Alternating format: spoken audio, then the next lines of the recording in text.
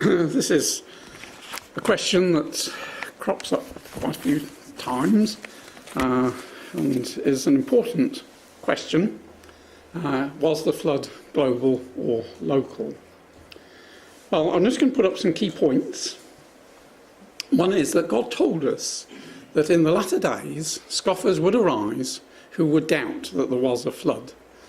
So that is indeed quite an important thing for us, because we believe we're in the latter days, and we would expect that people would scoff at the idea of a flood.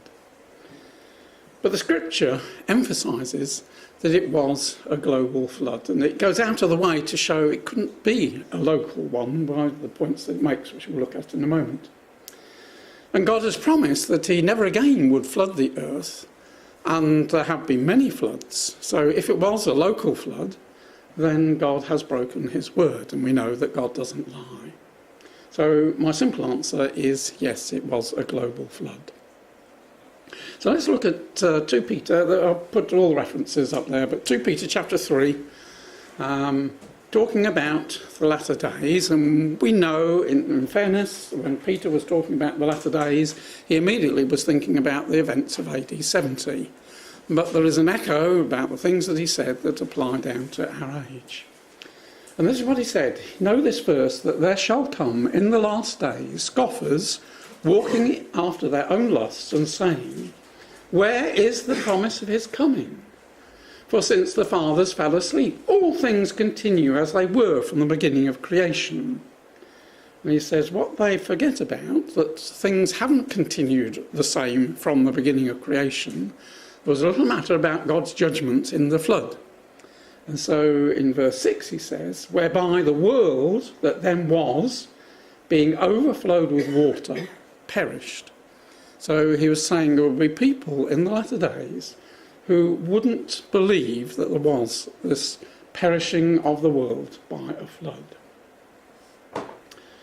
Now, Jesus believed in a universal flood. We just take that last verse of Matthew 24 and verse 39, that they went into the ark, he believed they went into the ark, and knew not until the flood came and took them all away.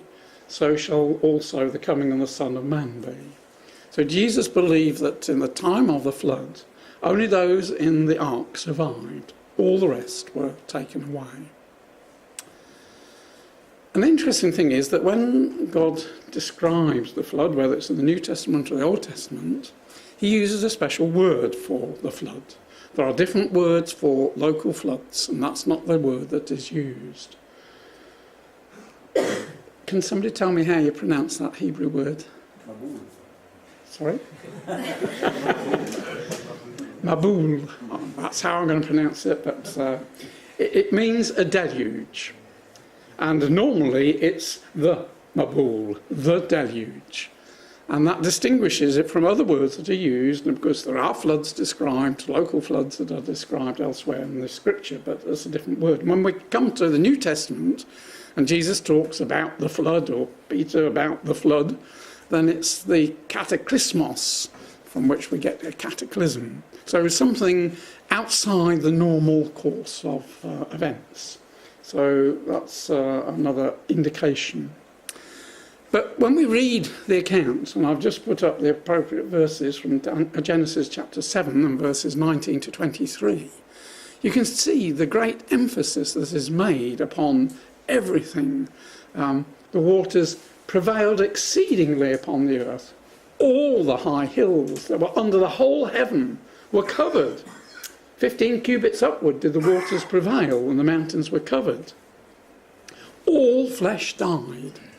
Fowl, cattle, beast, every creeping thing, every man, all in whose nostrils was the breath of life, of all that was in the dry land died. And every living substance was destroyed, which was upon the face of the earth. Both man, cattle, creeping things, fowl of the heaven, they were destroyed from the earth. And Noah only remained alive, and they that were with him in the ark. So there's great emphasis, especially in the Hebrew, double emphases in many parts there, which indicate that it must have been a universal flood, because you can't have waters 15 cubits above the mountains unless the whole earth is covered, when you can have water 15 cubits above the mountains. And as a writer remarked, you know, what more could you add to that account to make it a universal flood? It's gone out of its way to describe it as being universal.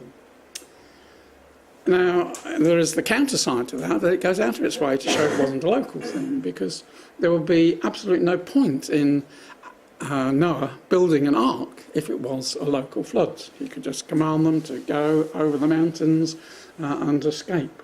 But it spent 120 years, we believe, building this ark, because an ark was needed. And he built a vessel that was big enough to hold all the animals. Whereas if it was a local flood, then there would be lots of animals that didn't need to be taken onto the ark. And there's emphasis, they had to take on board the birds. Well, the birds could just simply fly a few miles and escape, but they had to be taken because it was a universal flood. Water's 15 cubits higher than the mountains, we made reference to that. You would have to be, even if you're in a basin and that filled up, you can't then go 15 cubits above the mountains because it would just disappear over the edge. And the waters prevailed for 150 days. And it took 230 days to dry up. So this wasn't a simple local affair. Normal floods don't last that long, don't take that long to dry up. And as we said, God doesn't break his word. He promised he would never again flood the earth. Now that word has been broken many times if it was just merely a local flood. And the evidence for the flood is universal. Wherever we go around the world is evidence of sedimentation, that the earth was covered with water and fossils within it. So I believe that everything points to the fact that it was a universal flood, exactly as God said.